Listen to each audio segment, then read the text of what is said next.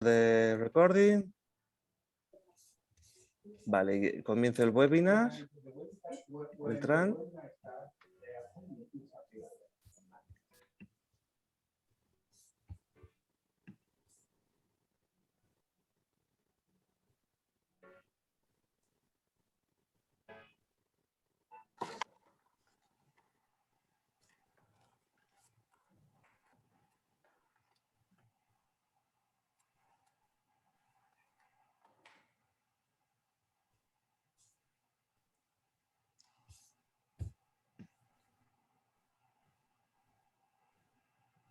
Now, okay.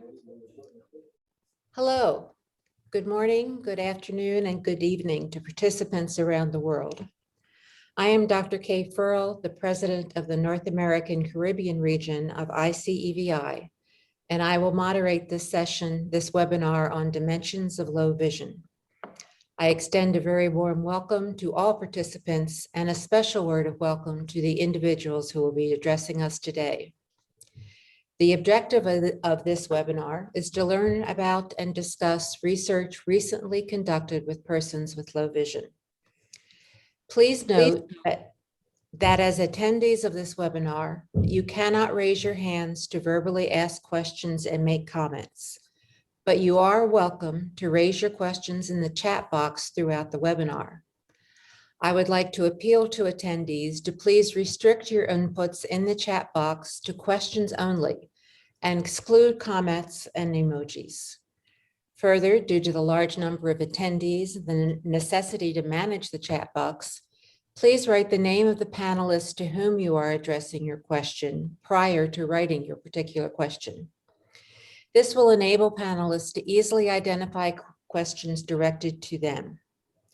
All questions raised in the chat box will be answered by the panelist in our question and answer session, which will take place in the last few minutes of the webinar, except for our first speaker, Martin, who will be leaving, can only join us for a few minutes to give his presentation, and then he has to go to another seminar.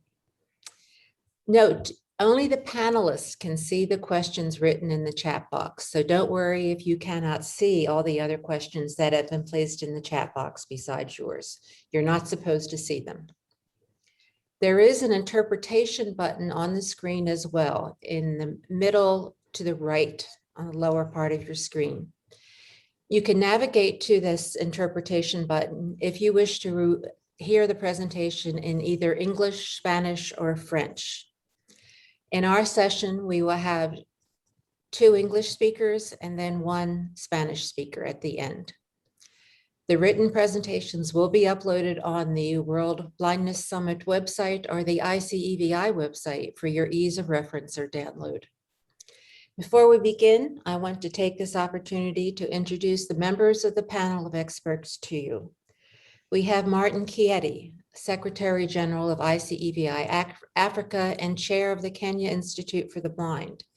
I have known Martin for almost 10 years and am particularly pleased that he is able to join us. Dr. Penny Rosenblum is Director of Research for the American Foundation for the Blind and is AFB's representative to the ICEVI Executive Committee.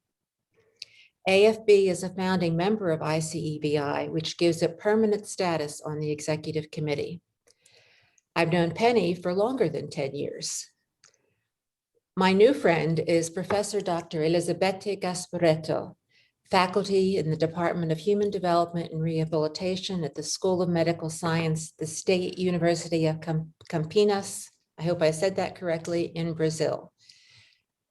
Bete, I consider you a new friend and I'm very glad that you have joined us.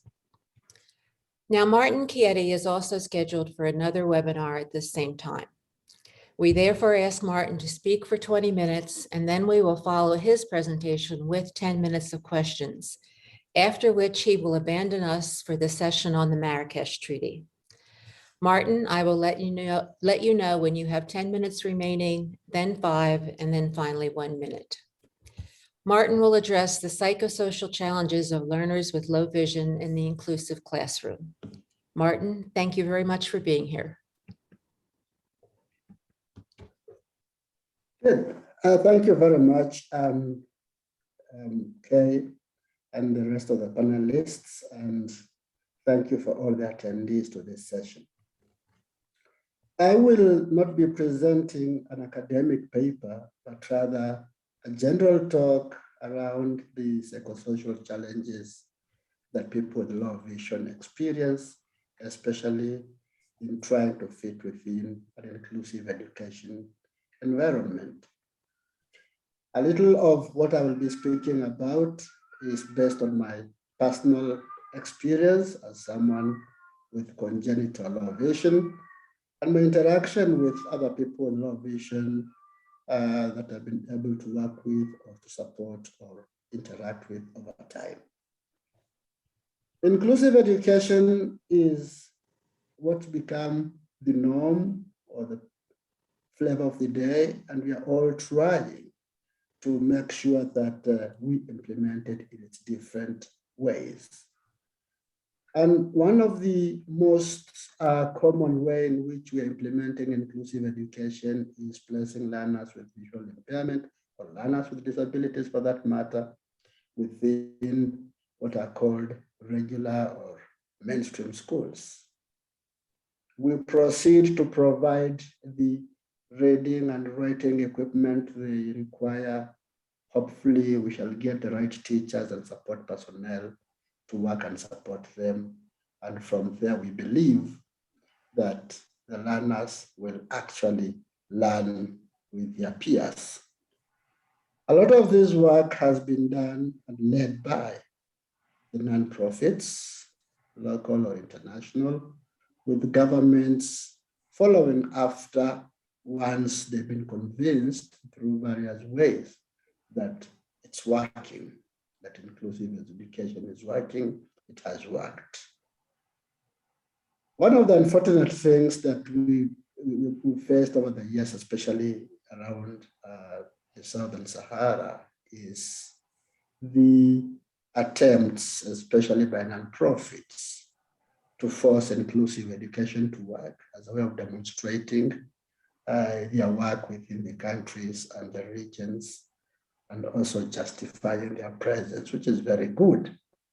And most of the children within the blindness spectrum that have been put into into inclusive education programs are learners with low vision. This is because it's believed that it's much easier to have the learner with low vision fit within the inclusive classroom, much easier than the learner with total sight loss because of the challenges of equipment support, teacher support, peer support, etc.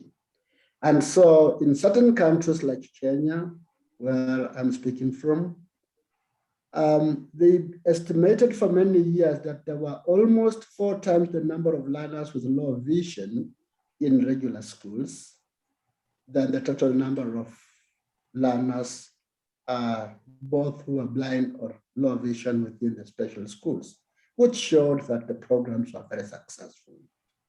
In a country like Kenya, we were recording close to 12,000, 13,000 learners in inclusive programs. And without going into the challenges that followed later in screening again to identify which learners were really with low vision or visual impairment, as opposed to those who weren't, and that's another discussion. We observed that whereas there was a celebration of large numbers of children within the programs, very few of them were transitioning to tertiary education. Very few would go to teacher training institutions, and much fewer to university. And those who went to university were mostly learners who were totally blind. So the question becomes, where are those tens of thousands of children with low vision going to? Is it that they cannot get the right education in the inclusive program, or what is the challenge? And because I was involved generally in the work in education around the continent for a number of decades, one of the things we observed as we interacted and worked with these learners is that there was a significant component that was missing in the way the learners were being supported or placed in the inclusive classrooms.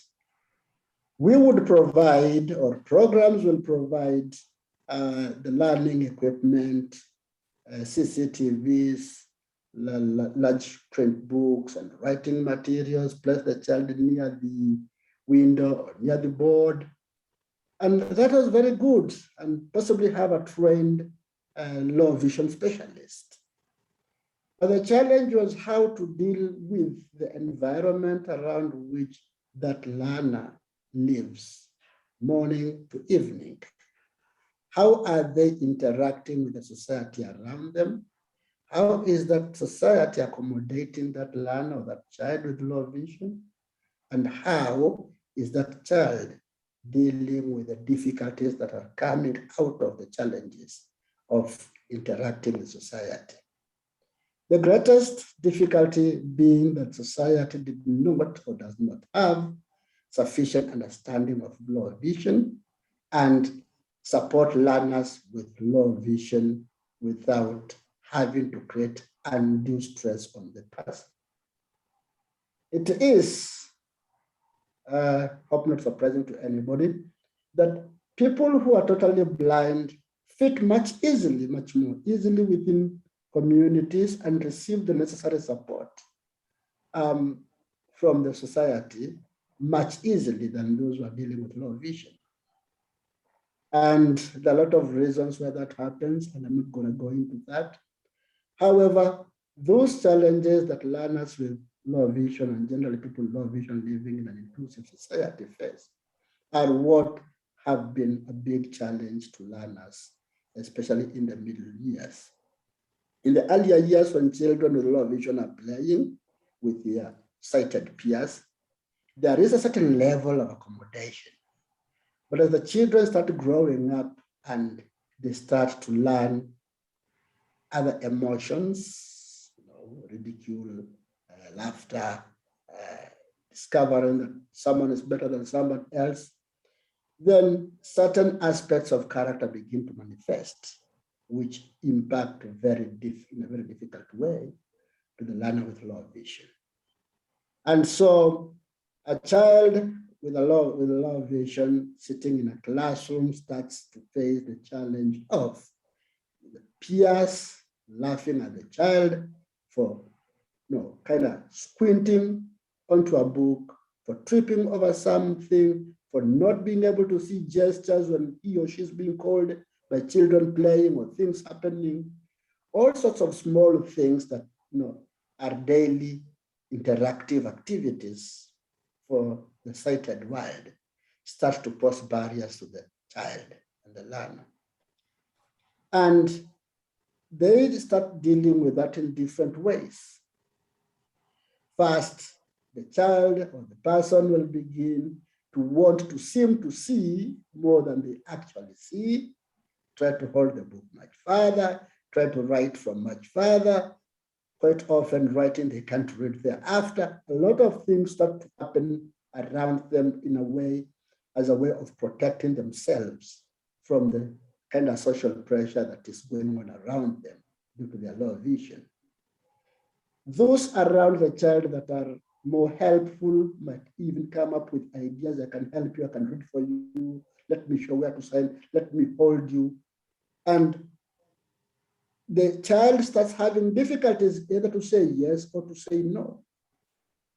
And so as this grows, the child begins to develop fear inside them.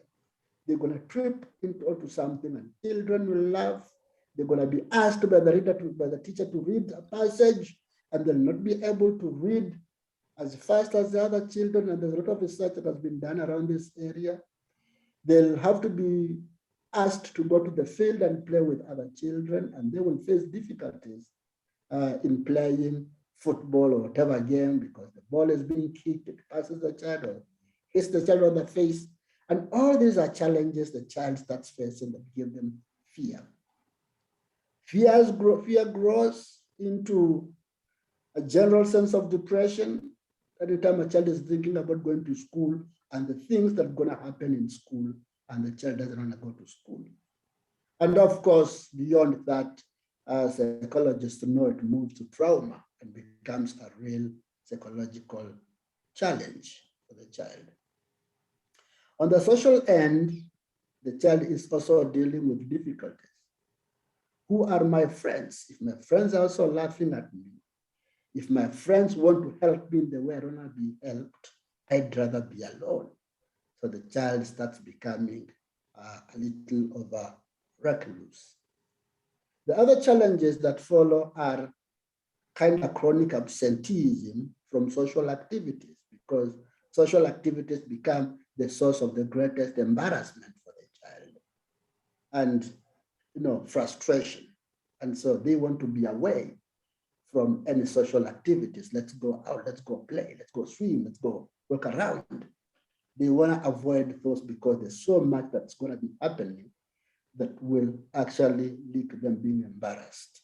Even when they're walking and they're meeting other children, and the child might say, or I don't know, say, hey, that one looks like, what's wrong with your eyes? Or something like that. Expressions that are not going to be supportive or accommodative. Excuse me, Martin, 10 minutes left. Oh, thank you very much. You're welcome. So they start to avoid those kind of scenarios and those situations.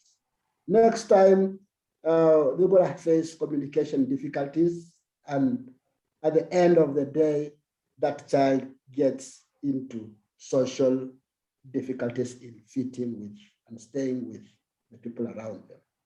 So combined, the social and psychological challenges that the child faces create a personality within the child that adversely affects their own interrelationship with people, their own performance academically, their social behavior, their social participation. And basically, the child also, we've seen cases where the child or the learner starts to build their own kind of compensatory defense mechanisms to kind of compensate for that loss, which might include being aggressive, for instance, when a child or a colleague or somebody or a peer says something about their site, their response is very aggressive. We've seen people withdrawing from participating in things, and including education, because we've known people who have actually withdrawn from the schooling because they could not cope, not with the educational piece, but the social things happening around them. And then they also develop other habits like heroism and whatever other thing that will help the child seem to be better or compensate the difficulty they are facing out of the psychosocial difficulties they are facing because they are children or learners with low vision. So this is basically what we are trying to say, that programs for inclusive education that are trying to place learners with low vision into the inclusive classroom, apart from providing the basics that have become the check boxes of the things we know, let there be large print things, let there be devices, let there be a teacher or a support worker in low vision. What we are saying is that let's remember there's a hidden barrier that the child has to deal with, which is the psychological effect of the social things happening around the child. And we need to develop programs that will address those by empowering the child with low vision to be able to accept I'm a person with low vision, I need assistance, I don't see as much as I'm going to pretend, or I shouldn't pretend to see more than I do, and being able to interact with people and announce very early, hey, I'm a person with low vision, I'll need assistance. And building the same kind of positive attitude and understanding within and around the people who are living with that child in the classroom, in the school, in the community, to understand that low vision involves the following things, which you ought to understand and not be shocked or demonstrate outward portrayal of surprise. When a child with low vision, for instance, is going to pull out the monocular to read something, or wear spectacles that got mounted telescopes. Colleagues, children in the school or people around the school want to stop and want to ask, what is that? Let me see. Hey, what is it for? All sorts of things that make the child feel very removed and very affected. And these problems are happening around developing countries. I believe in the West, where a lot of sensitization, awareness, and people know these things. I've traveled a lot in the West, and if I'm pulling out my monocular to read a street sign or to determine which train or which bus to climb onto, oh, nobody worries about that. But if I did that in any city around the South, someone will stop and ask, what is that? Or can I help you? Or are you having eye problems? Questions that put off a lot of people with low vision. And that's why many of them will struggle to seem to see or, and to do things beyond their ability. And the more they try to do that, the more they make mistakes, the more they get ridiculed or they feel they're being ridiculed, the more they get frustrated, the more they get depressed. Excuse me, Martin, 5 minutes left. 5 minutes. All in all, what we are saying is that we insist that inclusive education programs targeting learners with low vision need and must include an empowerment process to enable the learner to understand and accept low vision in its various ways, and that also help the communities around the learner to accommodate low vision as a way of life. Thank you very much.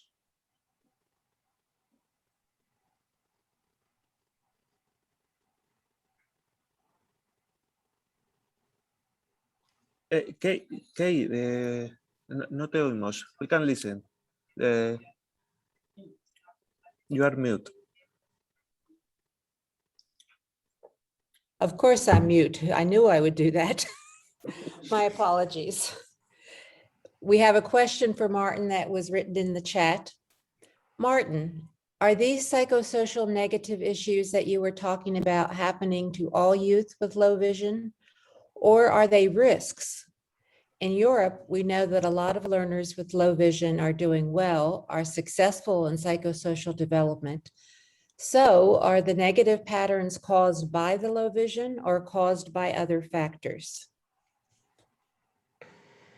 Thank you very much. I think in around the Southern Saharan countries who have traveled a lot, these are pertinent situations. You got a few countries in Western Africa where there's greater awareness, like in Ghana, there's greater accommodation. But when you come to the eastern and southern parts of the continent, it's almost a chronic problem because there are no programs that provide psychosocial support, and the communities there have not seen a lot of these things. So it's a big challenge, and it's not really as a result of the physiological low vision, but as we said, the social aspects of accommodating the learners with low vision and the psychological effect of that. Okay, are there any questions from our speakers, our other speakers? I happen to have one. Right. Martin, I did a developmental study of young children, children under the age of 5 several years ago. And I discovered that the children with low vision were actually doing better than the children who were blind. And that seems to be in all developmental areas, motor development, psychosocial development, all of that. And that is in contrast to what you said about children who are low vision doing poorer than children who are blind. I wondered if you had any comment on that, if you think it's something that's learned as time goes on. Yeah, as that would children not get be, older. that would, right. Thank you. I'm That sorry. would be Go hardly ahead. surprising because of the awareness levels, from the Western countries as opposed to this other side of the world.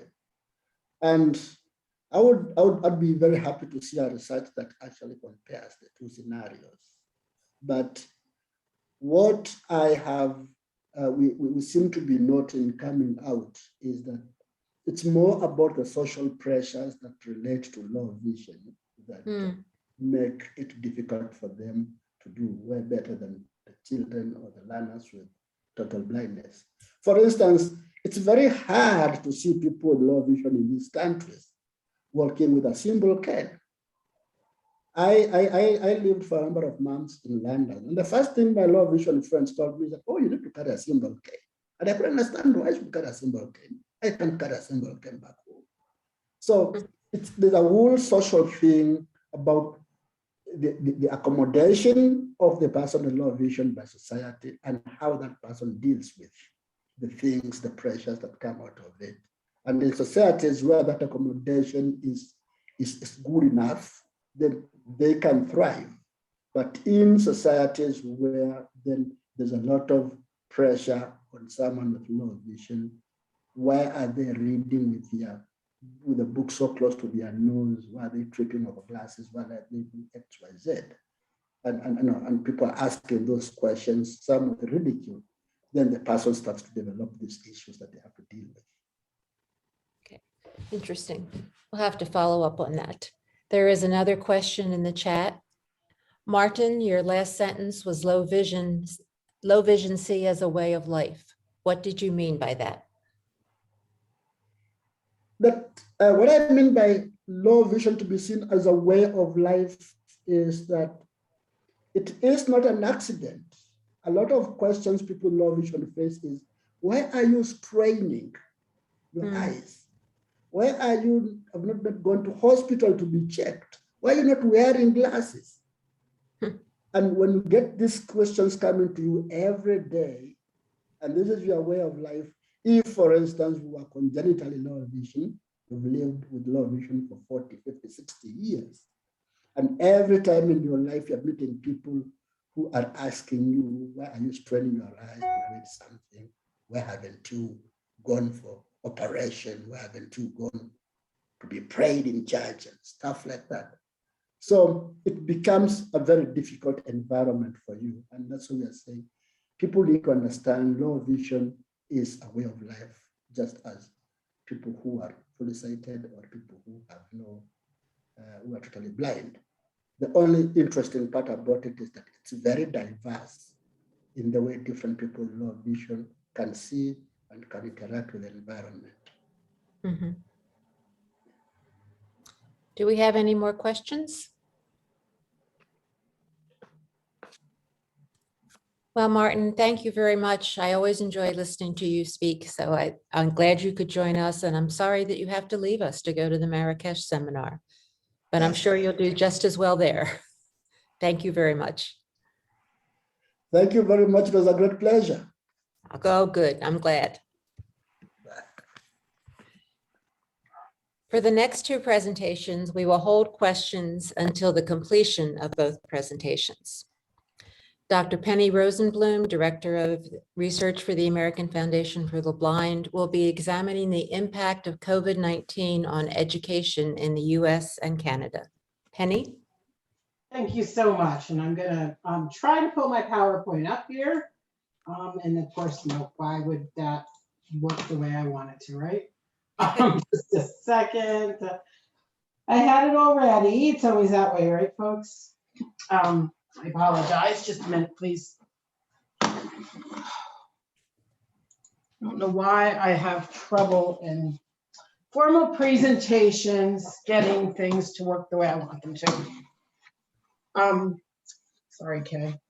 Well, no, you know, Penny, the first formal presentation I made, I had to drop the slides in the slide projector, or my friend did, pop them out, catch them in midair, put the next slide in. So it doesn't matter what the technology is. Okay, are you guys seeing my screen now? Now I'm seeing you. Can you try it again? Me, I look wonderful, I'm sure, but is it possible for our moderator to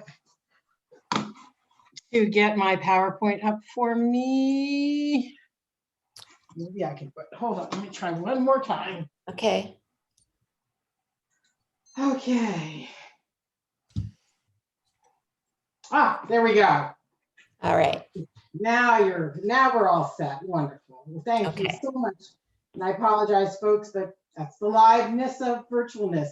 My name again is Dr. Penny Rosenblum, as Dr. Farrell said, I'm going to speak about the impact of COVID-19 on education of students with low vision in the United States.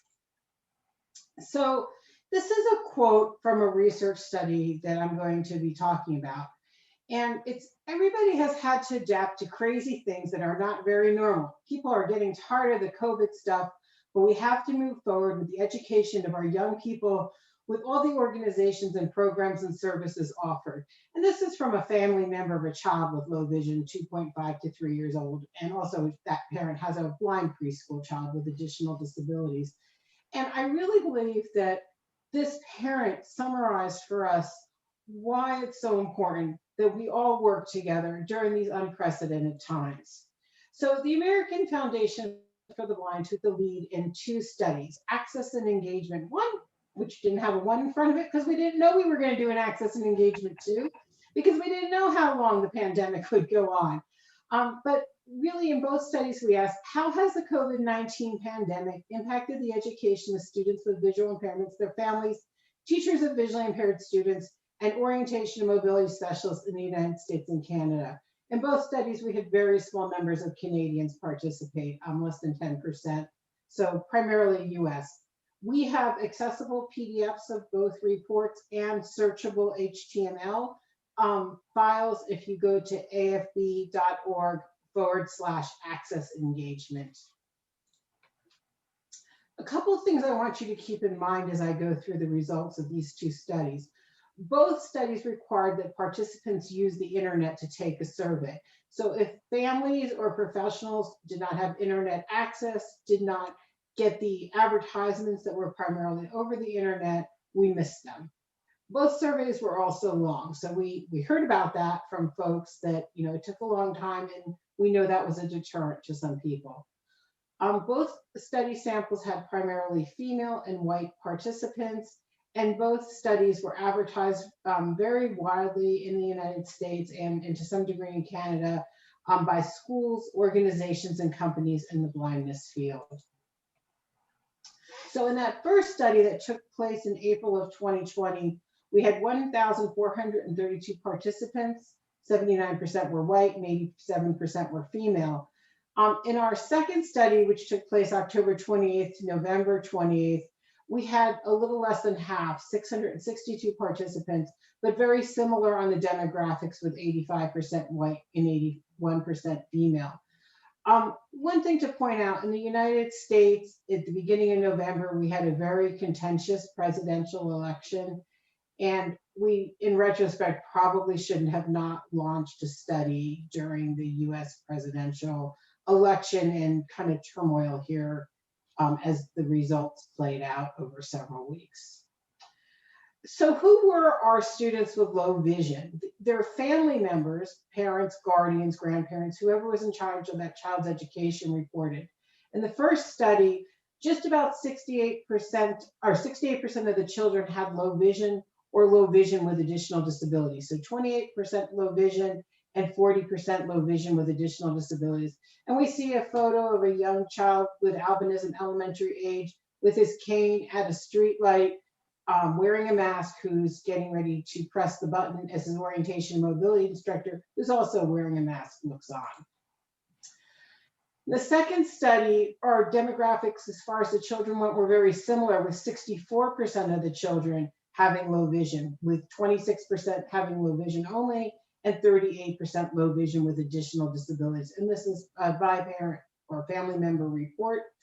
We see both a child and an adult who are masked. They're in a school setting, and the child is doing coding, computer coding. Now, in both studies, we had professionals. So these were teachers of visually impaired students and O&M specialists.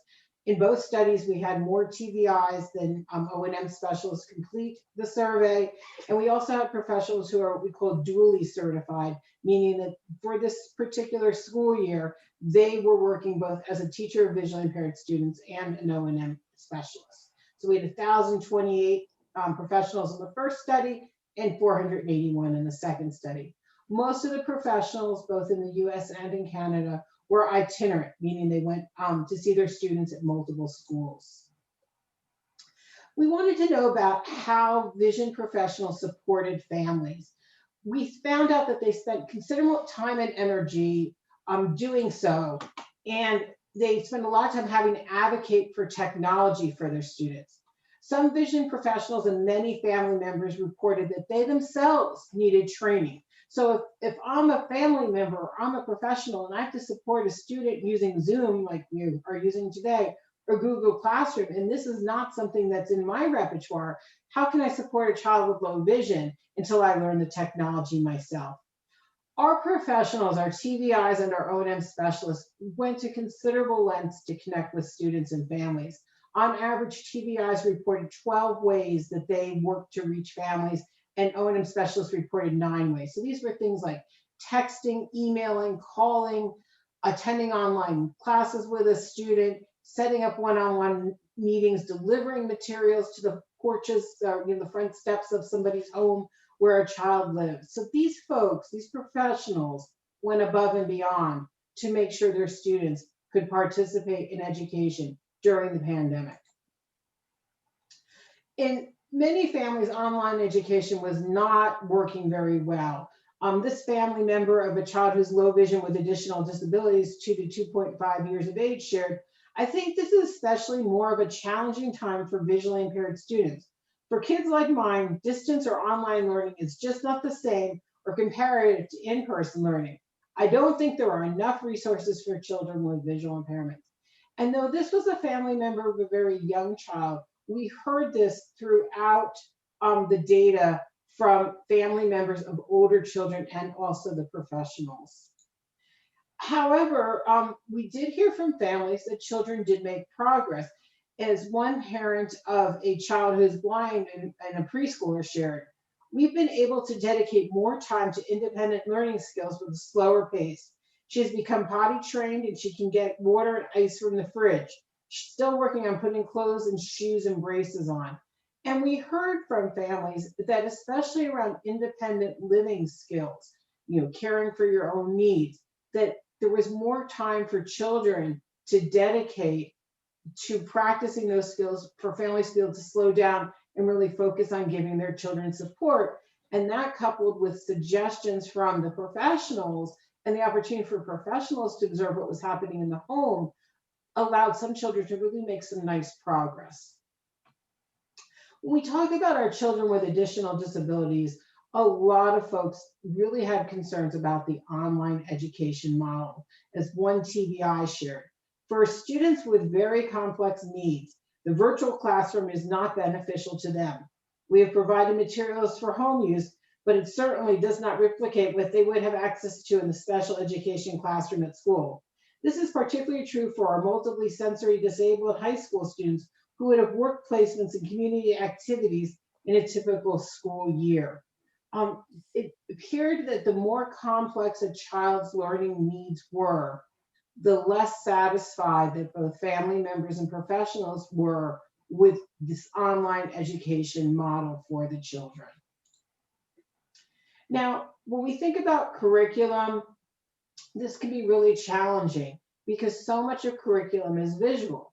And one of the family members of a child who is 6 years old with low vision shared, the regular class meetings are on Google Meet, which my daughter doesn't like the screen size on.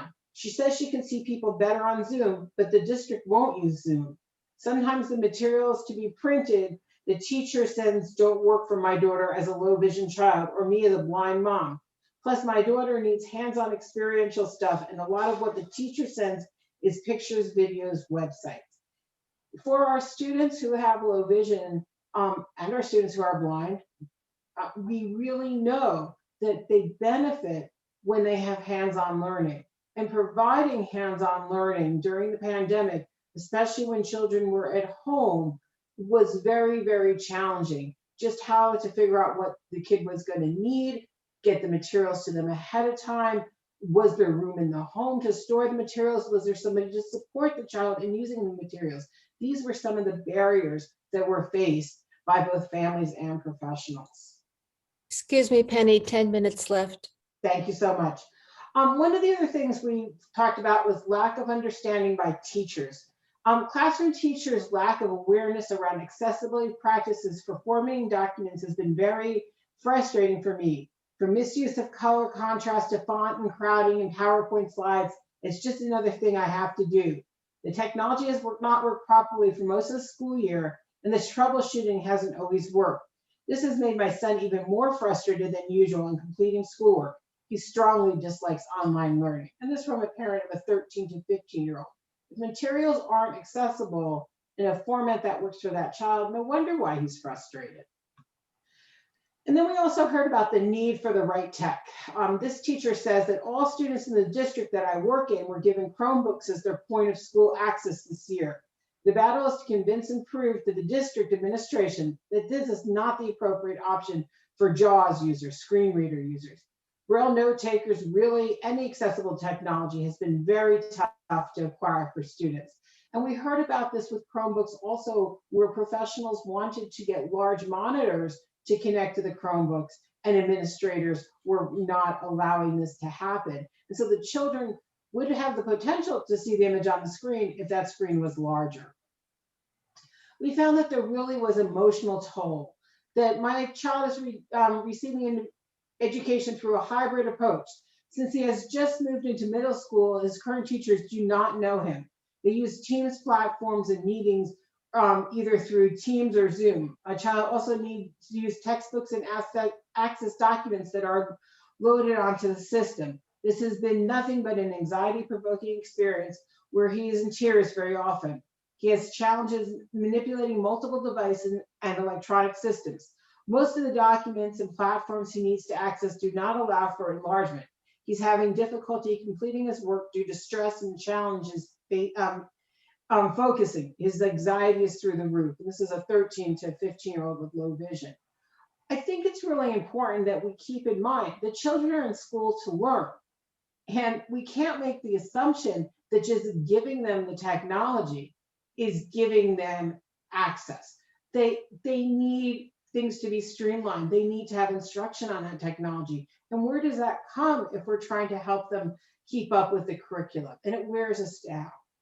Now, there are silver linings to the pandemic. For example, low vision students are using their tools more proficiently on low vision and auditory access and are not struggling as much to, quote, see the board when online. Their access is very dependent on the quality of the instructional media that are posted digitally and on how well the classroom teacher understands how to screen share the best possible images. And this is really what it boils down to. We can make online learning successful for our students with low vision and our students who are blind, but it takes dedication, it takes practice, it takes collaboration. And that's really one of the big takeaways on how we can address the future. We have recommendations in the report. So when you go through the report, you'll find a lot of recommendations. For example, around teaming, digital access, providing access to the curriculum, meeting the needs of our students with additional disabilities. In the United States, we have what are called individualized family service plans and individualized education programs for our older students. And we found that changes needed to be made to these documents, these blueprints for education as a result of the pandemic.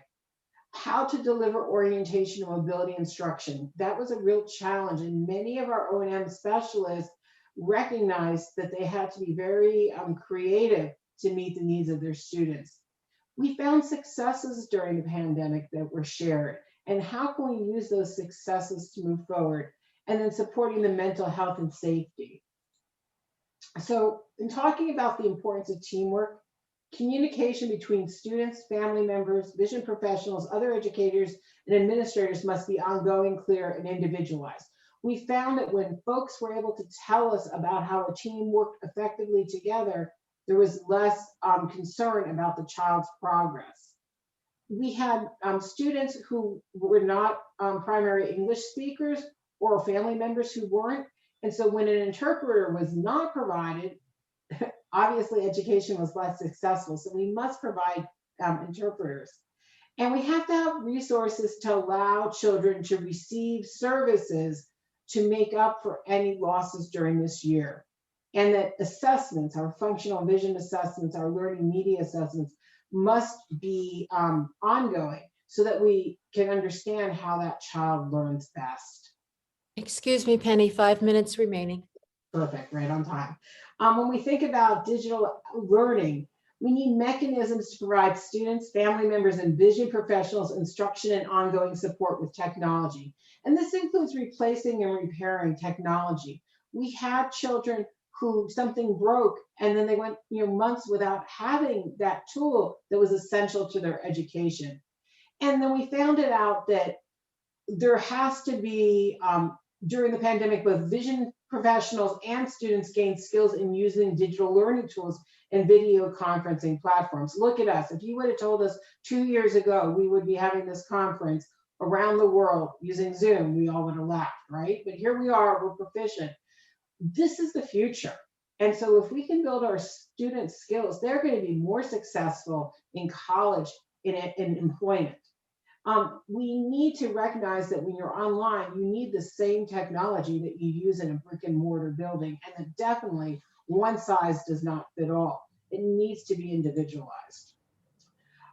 We really found with digital learning tools that there had to be opportunities for professionals to attend classes with their students to ensure that they had access, and that they had to have access to the same learning platforms as their students.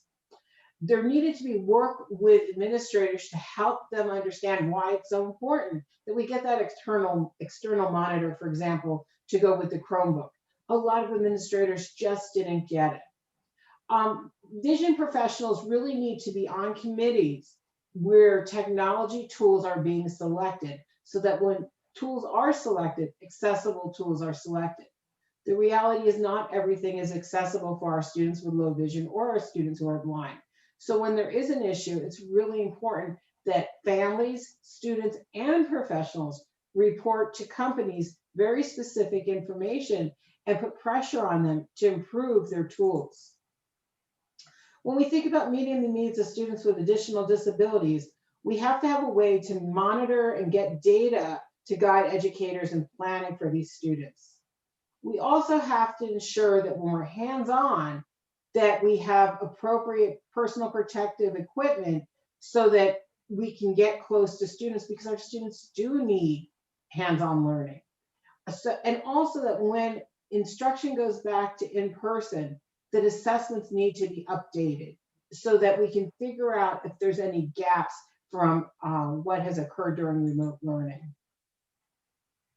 It's also important to recognize that service hours do not always equate to high quality education. So as one O&M specialist shared, it's a far cry from the regular school day, familiar routines to the current situation.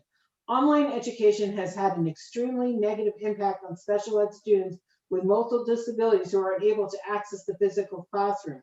Many of them are only able to tolerate an hour or two, sometimes less, of virtual instruction on any given day. Still, it says on their IP they are receiving the usual amount of hours for services.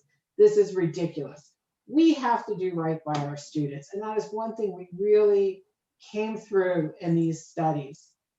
We also have to find ways to make O&M services successful, because it has been challenging as an O&M specialist shared. I've had great success. 1 minute. Thank you. I'm working on the expanded core curriculum virtually and relating these skills to O&M. Also great success with using screen shares and Google Maps, looking up transportation info, etc. It's challenging that I haven't been able to get all my students physically to intersections and crossing that they need hands-on practice on. And we're going to need to make up this time. So when we really think about this research, the words here, and Kay, you will recognize who this person is, and she has given permission, so anybody else who recognizes her. This is from a white female family member of a child who is blind with additional disabilities who's 13 to 15 years of age. And she says, I'm the parent of a blind child and certified as a teacher of visually impaired students, but working as a superintendent at a school for the blind. I feel like this has been a very difficult time for our students, and their remote learning is inaccessible to many without 100% parent-family support. Remote learning is specifically challenging for young students and those with multiple disabilities. I think data like this survey is critical because gaps identified during the pandemic will be relevant in years to come. With an ever-increasing digital component to employment, the pandemic very much models many job opportunities for our students. And I'd like to thank you for inviting me to speak today. As I mentioned, our reports are accessible and they are online at www.afb.org/access engagement. Thank you so much for your time. Jesus, if you could stop my screen share, please.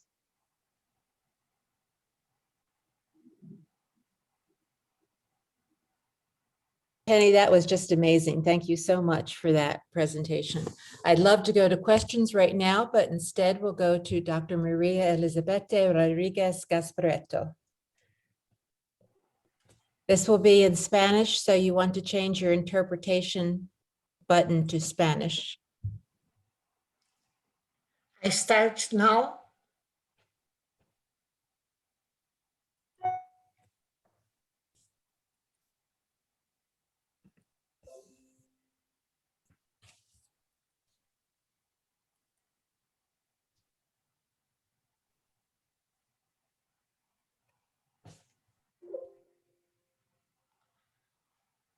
Olá a todos. Graças por invitar-me a participar deste webinar. Graças, Dr. Kay, por toda a atenção e carinho. Eu vou falar sobre a pesquisa reabilitação visual e qualidade de vida da população maior com Baja Visión. Eu sou Maria Elizabeth Gasparetto e compartilham a investigação, a pesquisa, a doutora Keila Carvalho e a professora doutora Mayla Monteiro. Introdução. O processo de envelhecimento é relevante para todos os sistemas de saúde em el mundo, devido à transição demográfica. O Brasil não está exento desta realidade, e a qualidade de vida de pessoas maiores é tema importante. Em las pessoas maiores, a Baja Visión é a terceira condição crônica mais frequente depois de los problemas articulares e las enfermidades cardíacas. La Baja Visión pode ter reflejos importantes e diferentes para cada persona. La relação entre la Baja Visión e la discapacidade funcional em pessoas maiores tem implicações para a redução da qualidade de vida. As manifestações oculares mais prevalentes responsáveis por la Baja Visión são cataratas, retinopatia diabética, degeneração macular senil e glaucoma. A qualidade de vida é a aspiração de todo ser humano e consiste em comparar as condições disponíveis com as desejáveis.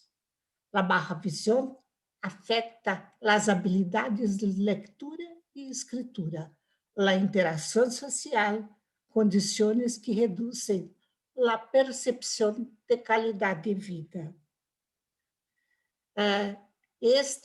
Esta investigação teve como objetivos, primeiro, evaluar a qualidade de vida de pessoas maiores com Baja Visión, antes e depois da intervenção.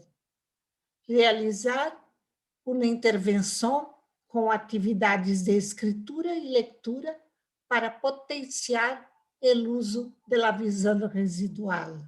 E terceiro, verificar se a intervenção foi exitosa, trazendo cambios em la qualidade de vida. Nos métodos, se levou a cabo uma investigação longitudinal, descritiva e analítica, aprovada por el Comitê de Ética da Universidade de Campinas.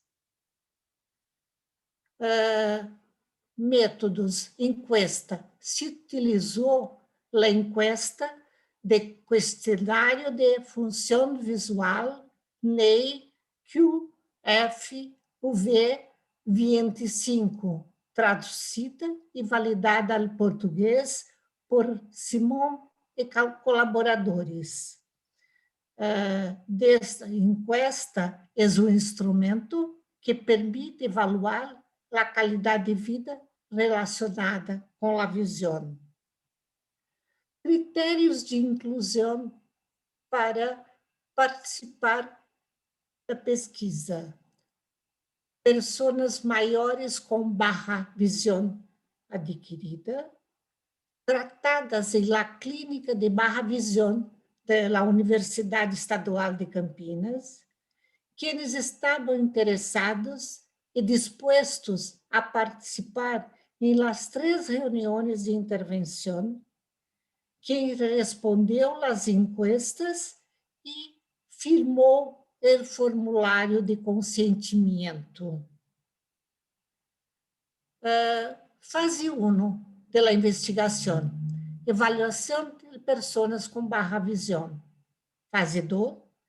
Identificação de pessoas que não estavam disponíveis para participar em um programa de reabilitação ampliado. Fase 3. Invitação a participar em um breve programa de intervenção. Fase 4. Aplicação da encuesta NEI QFUV 25. Fase 5. A intervenção terapêutica grupal se levou a cabo através de 3 reuniões com periodicidade mensual, com duração de 60 minutos para cada reunião. 5 grupos estavam formados de 9 pessoas. Um grupo estava formado de 7 pessoas. É importante aclarar: a intervenção terapêutica desta investigação se realizou antes da pandemia COVID. Atualmente, os protocolos só permitem a intervenção individual. Reunião 1. As pessoas maiores falaram sobre as dificuldades para utilizar a visão em las atividades diárias: ler, escrever, cozinhar, cozer, ver televisão, usar a computadora. Reunião 2. Se levaram a cabo orientações e estratégias para utilizar as ajudas prescritas. Reunião 3. Realizadas atividades de leitura e escritura. Fase 6. Reaplicação da encuesta NEI QFUV 25. Resultados da investigação. Foram 52 participantes, 28 gênero feminino e 24 gênero masculino. Idade de 60 a 70 anos, 22 participantes. De 71 a 80 anos, 20 participantes. De 81 a 91 anos, 10 participantes.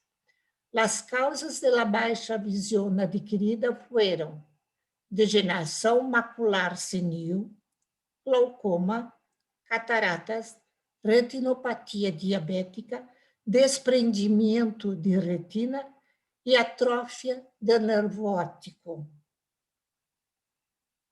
Ayudas ópticas em uso para lerros, gafas. Pré-intervenção. 4 pessoas.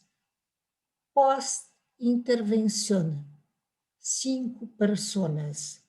Para cerca, gafas com prismas, pré-intervención, 27 personas. Post-intervención, 31 personas. Ayuda ópticas para cerca, lupas, pré-intervención, 10 personas. Post-intervención, 18 personas. Fueron hechas orientações para a acessibilidade informática e acessibilidade de dispositivos móveis. Esse trabalho ha produzido uma melhora estatisticamente significativa em los subdomínios de visão, aspectos psicológicos, dificuldades diárias, atividades de perto e dependência. Em relação à visão, as pessoas que tiveram uso mais frequente de ayudas ópticas, que assegurou melhor uso da visão. Os aspectos psicológicos, disminuição da sensação de tristeza devido à Baja Visión. O uso mais frequente Excuse me, 10 minutes remaining. Sorry?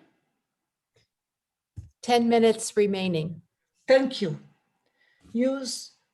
Os mais frequentes de ayudas ópticas ha reduzido as dificuldades diárias. O uso mais frequente de ayudas ópticas assegurou melhor uso, principalmente em leitura e escritura. Estavam lendo mais rápido e com mais frequência. Dependência. O uso da visão com maior frequência e qualidade hizo que as pessoas quedaram mais independentes. Aún não houve cambios estatisticamente significativos em los subdomínios de saúde geral, dolor de ojo, atividades de lejos, visão de colores. Houve cambios que indicaram que a intervenção foi exitosa, traindo cambios em la qualidade de vida.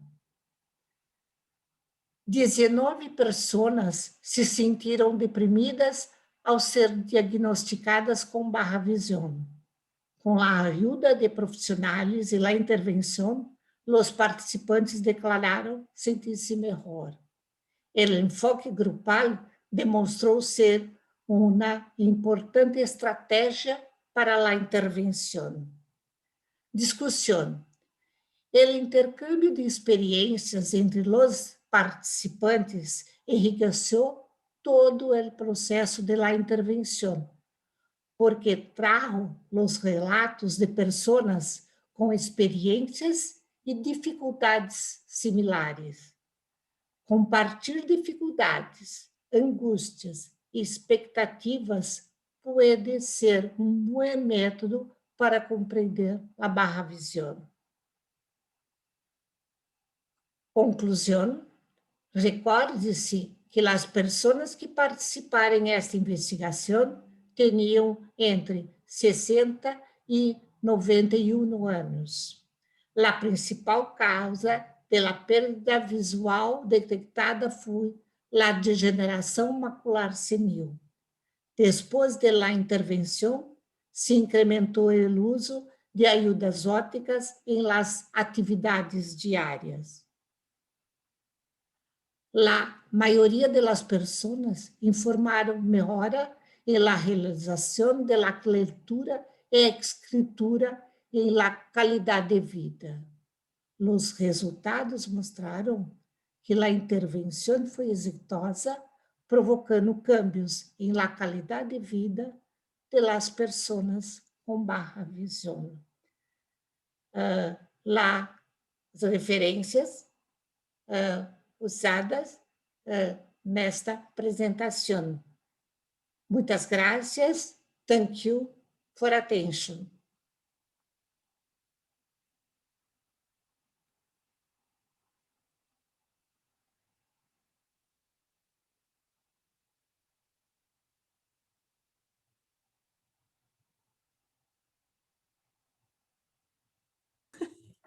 I'm sorry, that's twice I've done that, but I forgot to unmute. Maria Esbete, thank you so much for your presentation. Thank you. We have a question that is in Spanish in our chat. I believe it's intended for Penny. Could someone help me with the translation?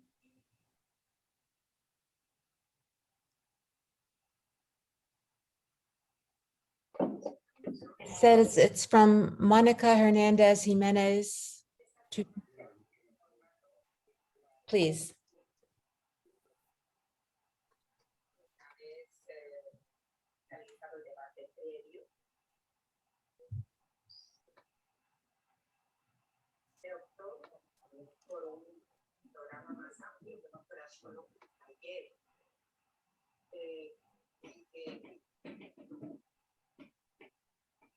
Una especie de guía para trasladar esos ejes del Tratado de Marrakech. Hey, it says just advertising, no questions.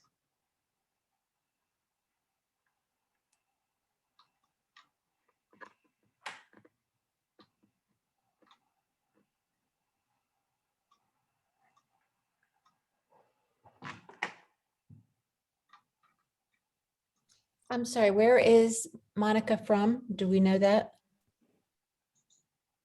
From Spain. Gracias. That seems to me like a product advertisement, but Penny, do you want to respond to it? Well, I'm not finding it, but I do see that there's a question from Sabrina, I believe it is, who asked, says that one silver lining in the Netherlands during the pandemic was less feeling of FOMO, fear of missing out. I love that acronym for everybody. And it had a positive impact on the feelings of persons with disability. Have you heard about this consequence in your studies? And yes, we did. We heard both from family members and from professionals that students who were bullied in school actually were doing better during COVID because that bullying wasn't happening. So that was a positive. Some families felt it was a positive that they had a better understanding of what teachers were doing, and that was helping them feel more a part of their children's lives. Similarly, some professionals also felt that they now had a much better understanding of what was happening in the home. I will say, I know I'm here to speak about the impact of COVID on children, but the American Foundation for the Blind also took a lead on a study called Flatten Inaccessibility. And that looked at the experiences of 1,921 adults in the early stages of the pandemic. And we heard in that study about people saying, hey, I'm like everybody else, they can't go anywhere. They have to figure out how to get their groceries delivered. They're having to meet with people online and use the telephone more. So this pandemic is actually making me feel more normal. Okay, I'm still not seeing what I'm supposed to be looking for. It's two above what you just read. Hola. But it's in Spanish. Yeah, and I can't read that. So do we get So I would encourage our participants to look at, Monica has left her email there that you may contact her to learn more about this device that she's talking about. And I didn't see, let's see, I don't believe she gave a website, just an email. Is that correct, translators? Okay, thank you very much. The next question, actually I have for Maria, and I may have missed this, but what was the time period between phase 1 or stage 1 and stage 6? You can repeat? Yes. What was the time period? How long did the 6 phases take to implement? How long was it between stage 1 and stage 6? Or how long was the study or the intervention? The intervention was for 3 sessions, about 1 hour each session. I see. And you had such positive results with that small amount of time.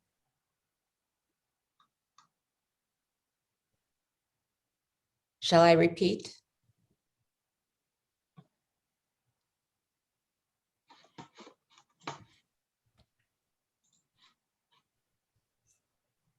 You could answer in Spanish if you like. Sorry. But I was commenting that you had very good results for a short period of time, for a 6-hour period of time.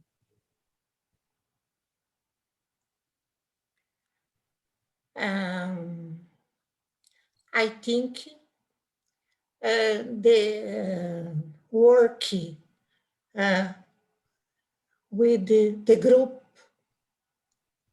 is responsible for the success of the intervention. Ah.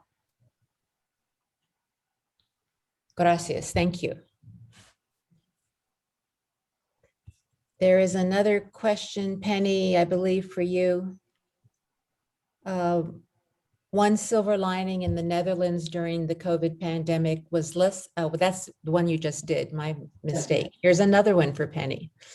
You mentioned a lot of challenges and negative consequences because of COVID, but can you make a list of the most frequent mentioned, the most important ones? Is there a top 3 or a top 5 you could designate based on your surveys?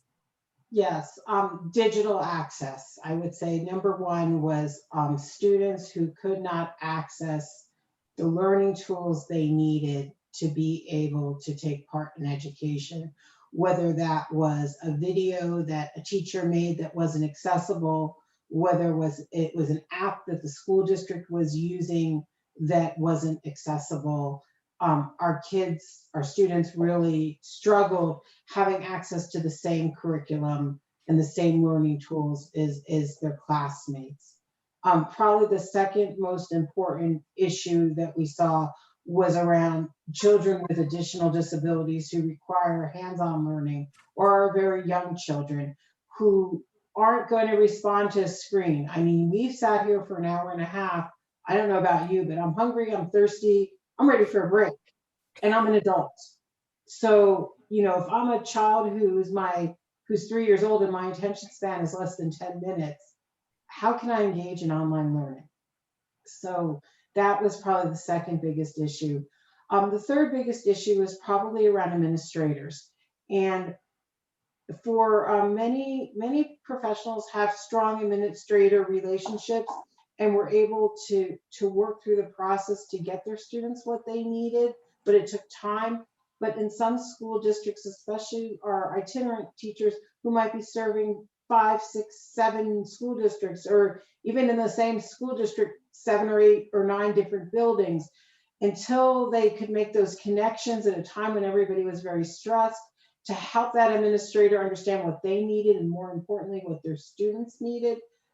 That was a really big challenge, and in the end, it was the students who lost out. And then I would say probably the fourth thing that really came through was a positive: resilience and in collaboration. And when those collaborations were in place, things worked really well. And many of our students are more resilient than I think we want to give them credit for. I think as adults, we tend to look at the negatives, and for some of the children, it wasn't that bad. So I think those would probably be four of the biggest takeaways that I can come up with. Okay, thank you. There's another question for Professor Gasparetto. And she says, she forgot your name, she apologizes.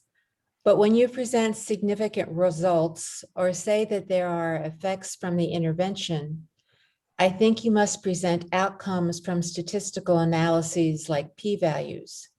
Could you provide them, please?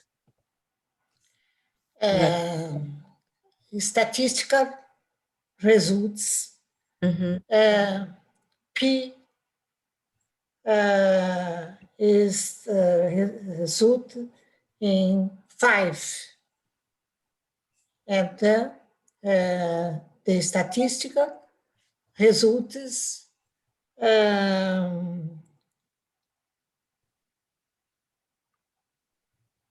the statistic results evidência de significativos resultados. You understand? May I ask, will you be publishing your results?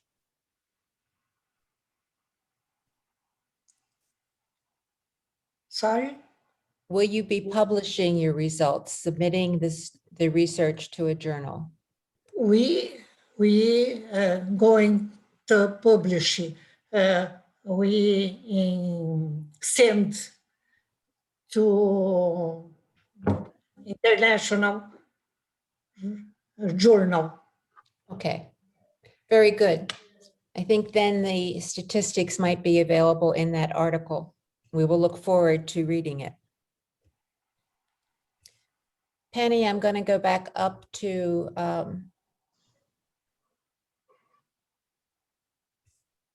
the one at 325. Do you mind reading it, Kay? I'm sorry. Yes. In your case from Argentina, our experience during the pandemic with a child with low vision in year 5 is complex because the teacher doesn't explain in online classes some criteria to the accessibility of the content in spite of having received training before. How can we make this teacher change? That's a big one, Penny. That is a big one, and we see that in the United States. It doesn't matter what country we're in. You know, the reality is pre-pandemic, we had teachers who did not fully understand the needs of our children. And during the pandemic, I think this became more evident because of the online learning environment, the quick change to how education was delivered, and the fact that we're all stressed. You know, this was very hard for everybody, teachers, families, and of course, children. You know, some of our teachers of visually impaired students were meeting with the child to go through the material that had been covered by the regular classroom teacher to help the child access it.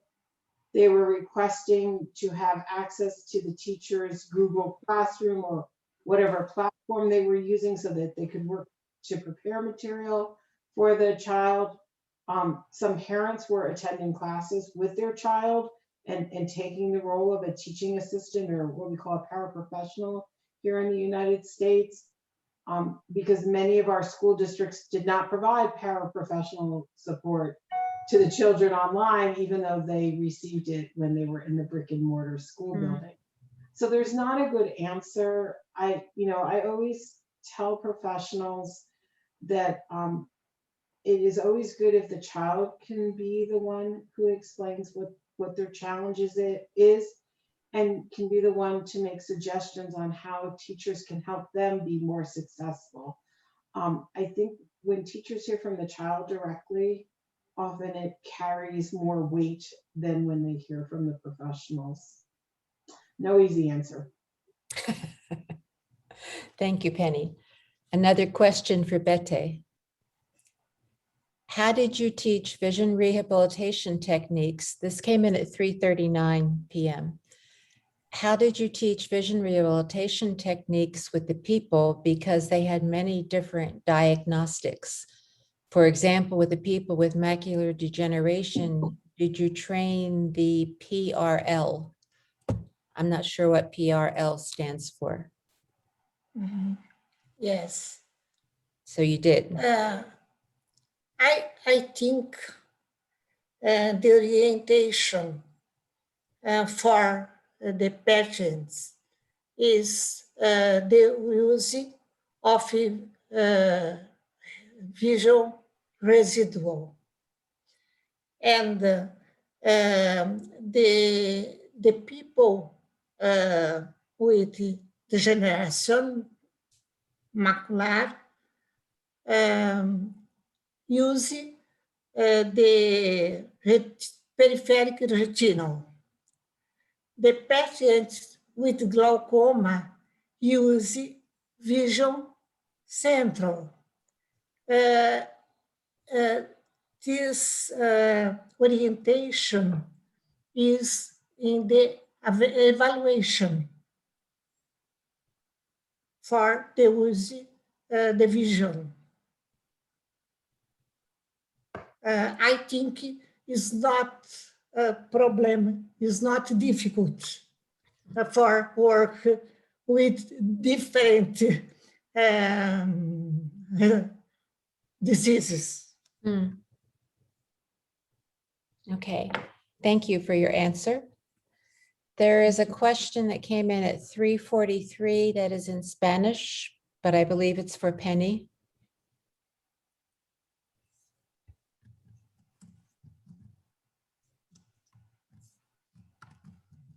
Could someone read it?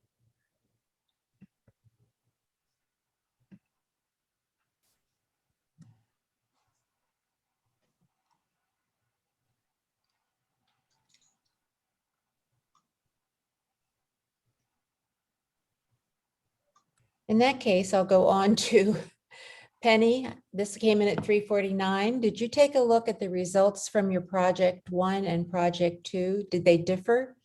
Was there an effect of the first waves, lockdowns of COVID, and the second to third waves and lockdowns? We're just trying to begin to look at responses from the first and the second survey and what comparison we can do. We're at a little bit of a disadvantage. The surveys were anonymous, so we can't really compare one person's responses in April of 2020 with their responses in November, which is definitely a disadvantage in trying to do comparison. Also, we asked some of the same questions, but not a lot of the same questions because things had kind of changed. So comparison is turning out to be a little bit more tricky than we would want it to be. That being said, there's definitely themes that cut across both surveys, you know, some of which were the ones I just spoke about were the biggest takeaways, but a comparison isn't quite working. And Penny, we did get a translation for the other question that I asked about. It is, what can you tell us about the formation of professionals with low vision? About the formation. I'm not sure what you mean by formation. Creation, training. Let me just say what I want to say about professionals, and if the individual I'm not answering your question, please feel free to type in. One of the biggest things we saw that was a positive for professionals was the growing of community. Here in the United States, there were lots of free opportunities for professionals to take part in online learning and to come together to share experiences. Our Texas School for the Blind and Visually Impaired, for example, had what they called coffee hours, where they would have a topic and people could join. Many of our professional organization chapters in the United States and Canada, it's AER, Association for Education and Rehabilitation of the Blind and Visually Impaired. Many AER chapters provided opportunities for people to come together, you know, have different speakers. Our American Printing House for the Blind, APH, did a wonderful and continues to do a wonderful academy for families and students called the Excel Academy, and also a whole series of webinars and blog posts. So the sharing of information and the connecting of people from across the country has really been tremendous. Conference attendance has been quite large compared to what it would be in person, because you don't have those travel expenses that many professionals can't afford, and many districts won't provide funding. So people don't go to as many professional conferences as they would like to because of the cost, but because things were online and you could go an hour or two here, an hour or two there, and things were recorded in many instances, that was a real positive for people. I don't know if I've answered your question, whoever asked that, but I hope that was helpful. The person did say they meant trainings, or the maybe it was the translator. They meant trainings of people with low vision. Professionals who themselves had low vision, we had a few in the study, but nothing specific about trainings they received because of their own low vision. Okay, thank you. But I think we have gotten all the questions. I had a question for you, Penny, but one of them you answered. I asked if you had any duplicates from people who took the first survey and the second survey, noting that it was very long and might have been, people may not have wanted to do that, but do you have any sense whether you had duplicate people? I don't, Kay, and we really don't, and aren't looking at the data that way, like trying to match up IP addresses or anything. We just aren't set up for that, and that wasn't part of our protocol. Okay, just asking. And my last question really is for you, Penny, and that is, what is your takeaway about this, and what does it mean for inclusion? You know, I think the pandemic has been a wake-up call for many of us in many ways, whether we're a family member, a professional, or a student. I think we need to be better planners as far as when a crisis happens, whether it's a natural disaster like a hurricane. To me, one of the biggest takeaways is we were so unprepared for anything to interrupt education. I think another big takeaway for me is we are such a online world, whether we want to be or not. And if our students with visual impairments are going to be successful in their own personal lives, you know, their independent living, their transportation, in their employment, in their advanced education, if they go the trade school or college route, they have got to be very strong with their technology use, and not just with one tool. They have to know how to use multiple tools. And so as professionals, we have to be able to support them in learning to build their toolbox of technology and their problem-solving skills. We heard over and over again from family members and professionals about ways in which people problem solved. And very briefly, my all-time favorite one was early on in the pandemic in April. One of our Access and Engagement 1 participants, who was an O&M instructor, shared how this was a child who had technology available to them. And we realize not everybody does, but she gave the child a GoPro camera to wear on his head. I believe it was a him. The family had a cell phone, so she was able to connect with that child through the cell phone to talk to the child. She could see where the child was, you know, going with his cane and what he was seeing, and she was able to follow in her car so that she was maintaining that safe distance and, you know, protecting herself and protecting the child and family. But at the same time, she was able to continue to teach O&M skills. And that was, to us, just like, wow, you know, you made it work. And I think the creativity really came through. It's really amazing. Wonderful. Well, our time has come to an end. I want to let both you, Penny, and Elisabetta know that my husband tried to get into the conference, but because he was using my calendar, he only got the speakers version, not the participants version, but he wants you to know that he was thinking of you and wanted to hear your presentations. But I also want to thank Martin, who could not stay with us, but is over in the Marrakesh Treaty webinar. I think all of our sessions were very good. I really appreciate your presentations. I appreciate the effort you went to prepare them. And I appreciate your sharing them with us and with all of the people around the world who are part of this webinar. Thank you for attending, and I hope to see you all again soon. Thank you Bye. so much, everybody. Thank you. Thank you. Bye-bye.